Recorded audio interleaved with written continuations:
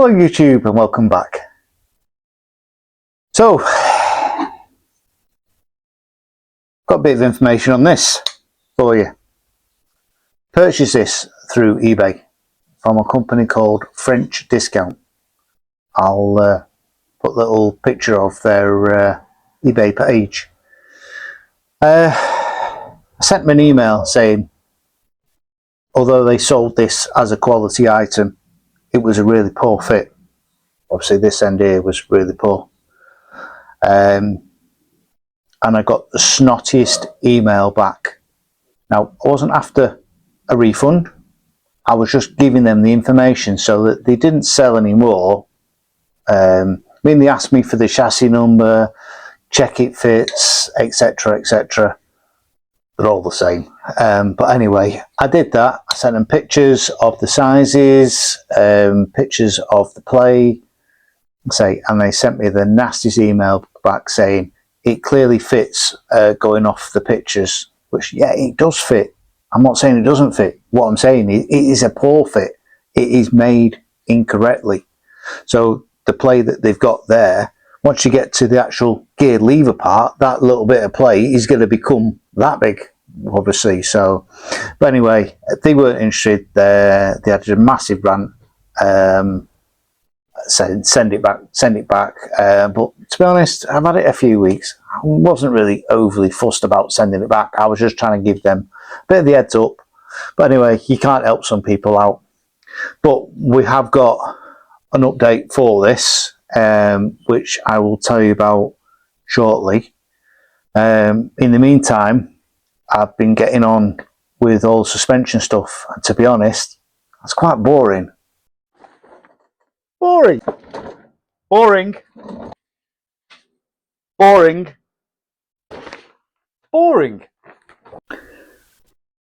As I say, boring stuff. It wouldn't be very entertaining to watch me just cleaning suspension back with a wire brush, flat wheel, grinder with the wire wheel on it. So yeah. So this is where we're up to. Like I've said already, the front struts do need another coat of paint. I need to hang them differently, so when I paint them, anti-roll bar is absolutely fine. The servo, the back of it came out really well. However, on the front, I managed to get a run. So I'm going to have to look at that again. The rear beam has come out really, really well. Now, there is just a little dry patch here where there's not enough paint, but when you spray this, I've got to rotate it as I'm painting it, and to be honest, it's quite difficult to try and get enough paint on and then not too much paint that you end up with a run. So I'm going to have to look at that. Trailer arms have come out really well, and then I've painted the drums aluminium just so they match the calipers. The wheel cylinders have had a quick lick of paint just to stop them going rusty.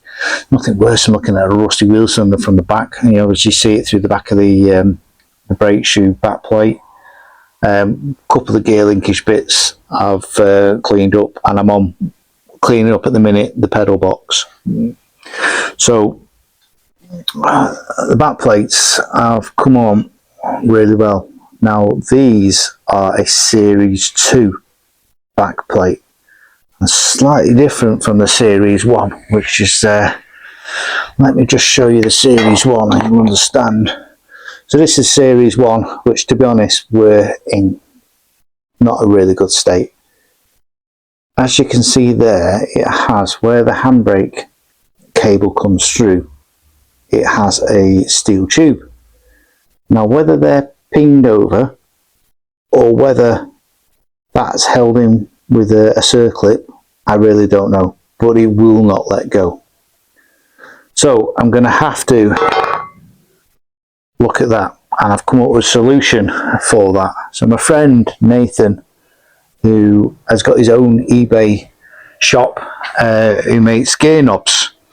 Now, my Mini runs a Peugeot 106 GTI engine and gearbox, and it has the sat shift gear selector system. Now the standard gear lever was just like a plastic they fix in at the top, just a plastic cap that goes on there, knob, the other gear knob.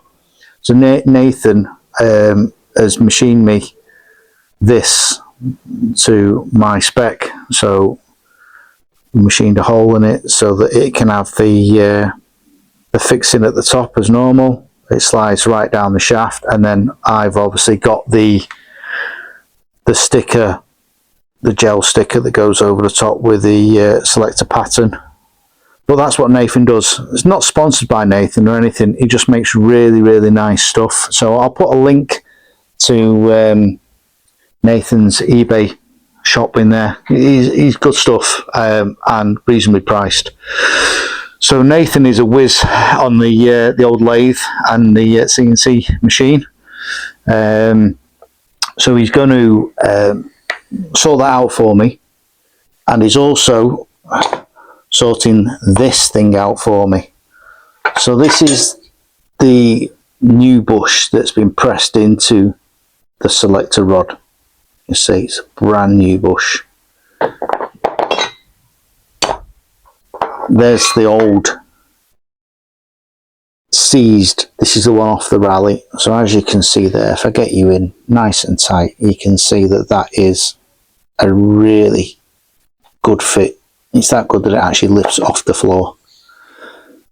This is the one they sent, and this is the pictures that I sent them. So I'm more than sure that you can all see there is movement in that bush. You know, that ball is the incorrect size, and this is what I was trying to explain to them. So I'll cut that off one, which obviously they just slide on the end. This is made of like a hard rubber. So Nathan's going to machine me one of them as well. And while he's at it, she doesn't know yet, but he will soon. So the standard gear lever on the Peugeots have a plastic bush at the bottom, and as you can see, they're not round anymore. I have ordered some new replacement plastic bushes, but I'm thinking about getting some bronze ones made up. So that is a precise fit. Again, it's a job that Nathan can do for me. So he doesn't do it for nothing. I pay him his going rate because I just rely on his stuff. It is top-notch gear. So yeah, I'm on with that next. Pedal box is partially stripped, ready for cleaning, painting and stuff like that. Next we need to get the bearings into the trailing arms and get this axle looking more like an axle again. I have stripped off the tyres off the Rallye wheels, which are going away for sandblasting, and then I'll be painting them in the correct colour, which is the same as the body on these. So that's where we're up to. I'll bring you back in once I've got a little bit more to show you. The Quinton Hazel trailing arm rebuild kits, you've got one slightly narrower bearing than the other, both the same diameter. So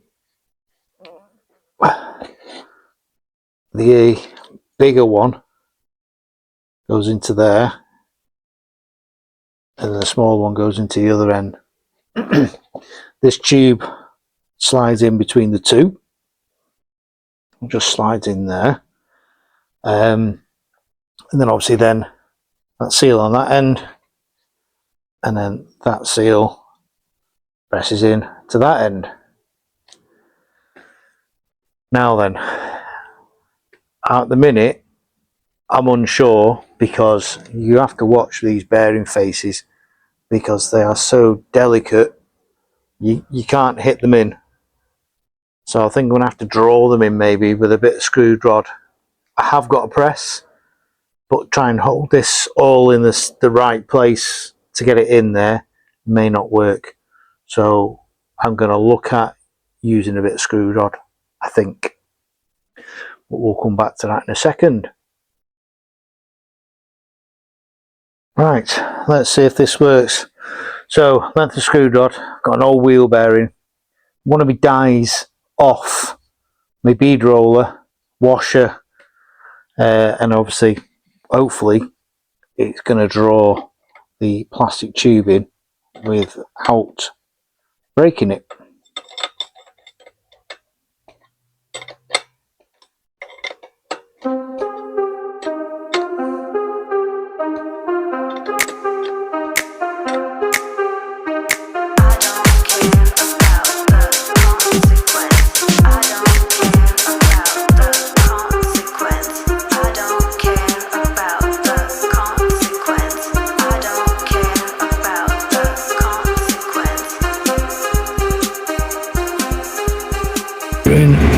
All greased up.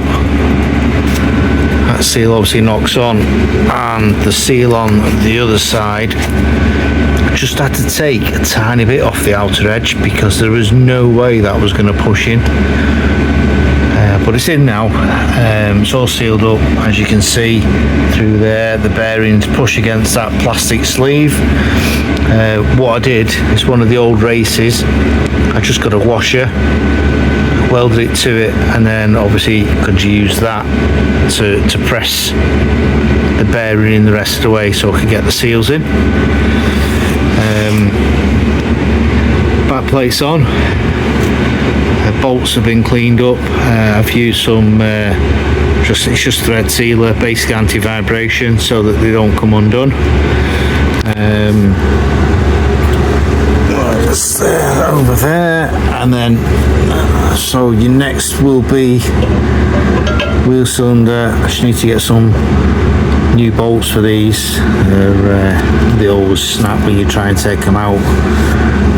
But the reason I painted the cylinders will become apparent because when you look from behind, if that wasn't painted, they very quickly go rusty, which would make it look terrible. I'm just going to dab a bit of black paint on where the bolts push through the back so that it looks clean.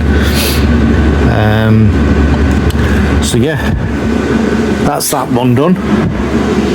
What we need to do now is get on with the next one. But we'll use a bit of YouTube magic for that. And 1, 2, 3. There you go. Bushes are all inside there.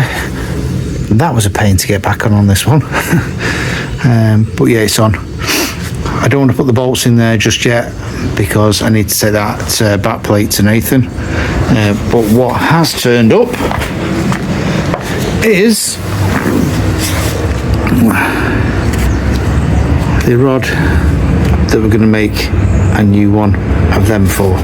Well, I say me, I mean Nathan. So yeah, we'll see where we go with that. Temporary paint booth has been taken down. We've got some more paint on the struts. Wishbones both sides are shiny now. Anti-roll bar again. I've redone the servo, which has come out really well.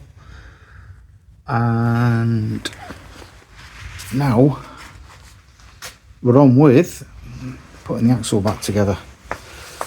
So just need to do a bit of information digging now, how to set up the trailing arms. Right, we've come to the end of this video. We've made some good progress. Managed to put the hardener in the paint this time, so we've got some good paint results. Servo, after it run on the first time, it's come out quite well the second time.